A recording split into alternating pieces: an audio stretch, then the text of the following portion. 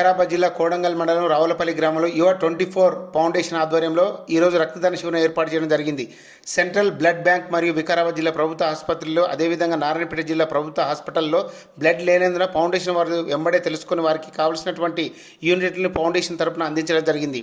మొత్తం 114 యూనిట్ల రక్తాన్ని ఇవ్వడం జరిగింది. ఫౌండేషన్ సభ్యులు మాట్లాడుతూ రక్తం అనేది చాలా గొప్పది, అన్నదానం ఆకలి ఎలా తీరుస్తుందో రక్తదానం కూడా పోయే ప్రాణాన్ని నిలబెడుతుందని సురేష్ గౌడ్ మాట్లాడడం జరిగింది. మరియు ఫౌండేషన్ సభ్యులైనటువంటి కృష్ణ యాదవ్, రమేష్ గౌడ్, తలారి రమేష్ గౌడ్, నరేష్ గౌడ్, ఆనంద్, మోహన్ రాజ్, ఎం నగేష్, దేవేందర్ తదితరులు పాల్గొనడం జరిగింది.